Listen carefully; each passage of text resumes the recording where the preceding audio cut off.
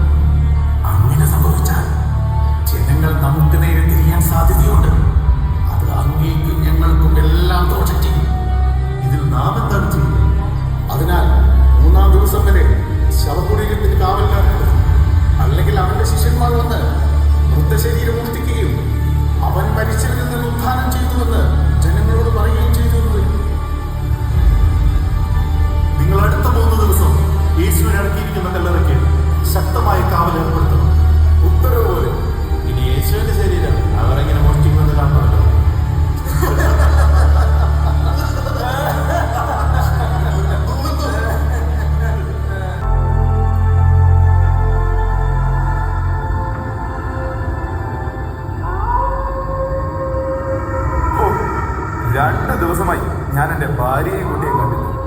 മഞ്ഞും കൊണ്ട് ഉറക്കമില്ലാതെ എത്ര നാൾ കൂടി നമ്മൾ ഇതുപോലെ കാവൽ നിൽക്കേണ്ടി വരും? ഗവർണർ പറഞ്ഞത് 3 ദിവസം ഈ കല്ലറ സംരക്ഷിക്കണമെന്നാണ്. അത് കഴിഞ്ഞേ നമുക്ക് പോകാൻ കഴിയുള്ളൂ. ഇത്ര സുരക്ഷ എന്തിനു വേണ്ടി? ഒരു മരിച്ച വ്യക്തിയല്ലേ ഇതിനകത്ത് അടക്കം ചെയ്തിരിക്കുന്നത്.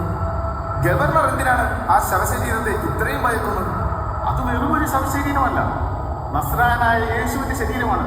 കഥകളൊക്കെ നിനക്കും അറിയാവുന്നതല്ലേ? എന്നാലും യേശു മരിച്ചില്ലേ? ഒരു മൃതദേഹത്തിന് ഇറങ്ങി ഓടാനുള്ള കഴിവൊന്നുമില്ലല്ലോ. അങ്ങനെയല്ല, അവൻ ജീവിച്ചിരുന്ന സമയത്ത് പറഞ്ഞിട്ടുണ്ട് 3-ാം നാൾ ഉയർത്തെഴുന്നേൽക്കുമെന്ന്.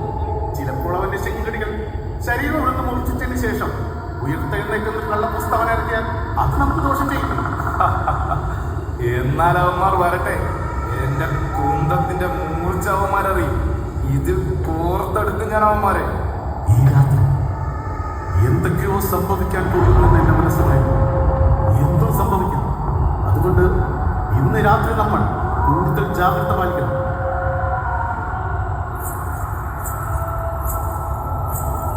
നിൽക്കൂ, നിങ്ങൾ എന്തിനോട് വന്നു? ഞങ്ങൾ യേശുവിന്റെ ശരീരത്തിൽ സുഗന്ധങ്ങൾ പൂശുവാനായി വന്നതാണ്. ഞങ്ങൾക്ക് അകത്തു പോകണം. നമ്മൾ തന്നെ ഇതെല്ലാം സഹിക്കണം.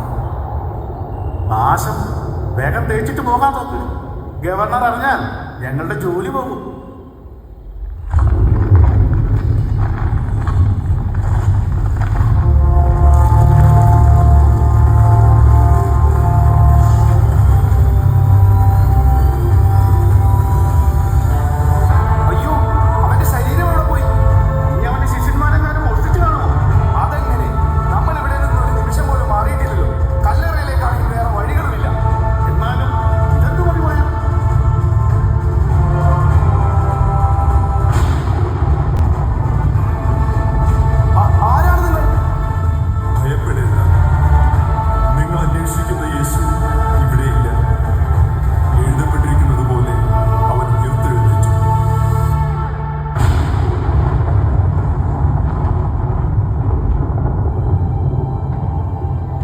വരവിൻ കൂട്ടരെ, നമുക്കിതുടനെ തന്നെ അവന്റെ ശിഷ്യന്മാരെ അറിയിക്കണം. ശരിയാ, വേഗം പോകാം. എന്തൊക്കെയാണ് ഇവിടെ ഇപ്പോൾ നടക്കുന്നത്? എനിക്കൊന്നും മനസ്സിലാകുന്നില്ല. ഞാൻ അപ്പോഴേ പറഞ്ഞില്ലേ, ഇതൊരു സാധാരണ മനുഷ്യന്റെ ശരീരമല്ല ഇവിടെ അടക്കിയിരിക്കുന്നെന്ന്. ഒടുവിൽ ഞാൻ ഭയപ്പെട്ടതുപോലെ തന്നെ സംഭവിച്ചു. എന്ത് സംഭവിച്ചു എന്ന് നമ്മളിപ്പോൾ ഗവർണറോട് എന്ത് സമാധാനം പറയും? ഒരു കാര്യം ചെയ്യാം, അവന്റെ ശിഷ്യന്മാർ തന്നെ അവന്റെ ശരീരം മോഷ്ടിച്ചു കൊണ്ടുപോയെന്ന് ഗവർണറെ ഏൽപ്പിക്കാം. വഴി അവരുടെ തലയിൽ ചുമത്താം. എന്നാൽ അങ്ങനെ ചെയ്യാം. വേഗം പായോ. മത്തായി, ഭക്ഷണം വാങ്ങാൻ പോയ തോമയെ ഇതുവരെ കണ്ടില്ലല്ലോ. ഇനി അവന്റെ ചുതുമ പിടിച്ചിട്ടുണ്ടാവും. ഉണ്ടാവില്ല. പക്ഷെ ക്രിസ്തു ശിഷ്യന്മാരായതിനാൽ നമ്മളെല്ലാവരും ഒന്ന് കരുതിയിരിക്കുന്നത് നല്ലതാണ്. ജൂതന്മാർ ക്രിസ്തു ശിഷ്യന്മാരെ അന്വേഷിച്ചിറങ്ങിയിട്ടുണ്ട് എന്നാണ് ഞാൻ കേട്ട വാർത്ത. നാണമാവില്ല ആ നാവ് കൊണ്ട് ക്രിസ്തു ശിഷ്യൻ എന്ന് പറയുന്നത്. ഗുരുവിനെ ജൂതന്മാർ പിടിച്ച് ക്രൂശിലേക്കുന്നു. ഈ പറഞ്ഞ ശിഷ്യന്മാരും ഞാൻ അവിടെ കണ്ടിട്ടില്ല. ഞാൻ മാത്രമേ എന്റെ ഗുരുവിന്റെ കൂടെ അവസാന നിമിഷം ഉണ്ടായിട്ടുള്ളൂ.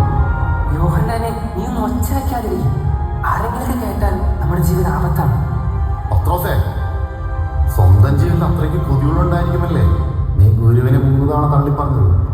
എങ്ങനെ മനസ്സ് വന്നു അവൻ അറിയില്ല എന്ന് പറയുവാൻ? എന്റെ ഗുരുവിന് അറിയാമായിരുന്നു ഇങ്ങനെയല്ല സംഭവിക്കുന്നു. അത് നിനക്കും അറിയാമായിരുന്നു. എന്നിട്ട് നീ അത് ചെയ്തു. മനുഷ്യഗുണം. സ്വന്തം നേട്ടങ്ങൾക്ക് നിലനിൽപ്പിന് വേണ്ടി ആരെയും ചതിക്കും, ആരെയും തള്ളിപ്പറയും.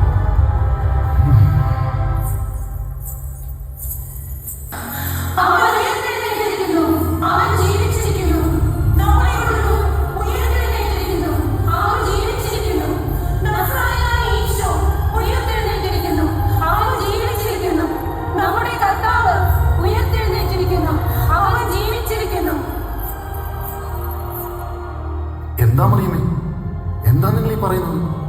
ഞങ്ങൾ കല്ലറയിലേക്ക് പോയി. കല്ല് മാറ്റി നോക്കിയപ്പോൾ കല്ലറയിൽ യേശുവില്ല. അതുമാത്രമല്ല, ഒരു ദൂതൻ അവിടെ പ്രത്യക്ഷപ്പെട്ടു. വെളിച്ചം നിറഞ്ഞ വേഷം, ദേഹത്തിൽ ദിവ്യത. അവൻ ഞങ്ങളോട് പറഞ്ഞു, നിങ്ങൾ യേശുവിനെ അന്വേഷിക്കുന്നുവല്ലോ. അവൻ ഇവിടെയില്ല, അവൻ ഉയർത്തെഴുന്നേറ്റിരിക്കുന്നു. എന്ത്? അവൻ ഉയർത്തെഴുന്നേറ്റുവെന്നോ? നിങ്ങൾക്ക് ഉറപ്പുണ്ടോ നിങ്ങൾ കണ്ടത് ദൈവദൂതനെ തന്നെയാണെന്ന്? അതെ, അവൻ പറഞ്ഞു, ഞങ്ങളുടെ ഈ കണ്ണുകൾ കൊണ്ട് കണ്ടു. അവൻ പുനർജീവിച്ചിരിക്കുന്നു. ഞാനും നീയും പോകണം. കല്ലറ പരിശോധിക്കണം. നമുക്കിത് ഉറപ്പുവരുത്തണം.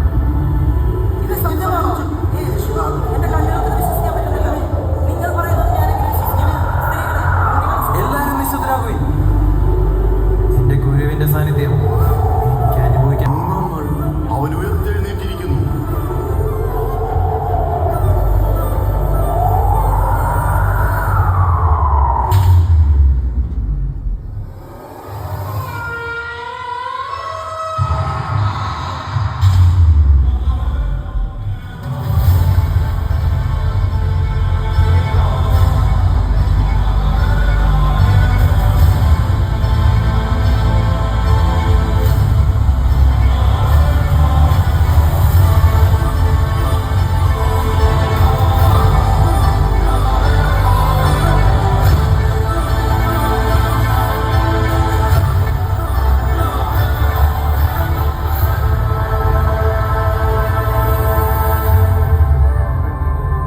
സമാധാനം നിങ്ങളുടെ ഇടയിൽ ഉണ്ടാകട്ടെ. കർത്താവേ, ഞാൻ നിന്നെ തള്ളി പറഞ്ഞു. നിന്റെ കൂടെ മരിക്കാമെന്ന് പറഞ്ഞ ഞാൻ നിന്റെ കണ്ണുകളിലേക്ക് എനിക്കിപ്പോ നോക്കാനാവുന്നില്ല. പത്രോസേ, ഞാൻ നിന്നെ മുന്നേ അറിഞ്ഞിരുന്നു. പക്ഷേ ഞാൻ നിനക്ക് വേണ്ടി പ്രാർത്ഥിച്ചു. കർത്താവേ, ഇതെന്താണ്? വന്നു കാണുവേ.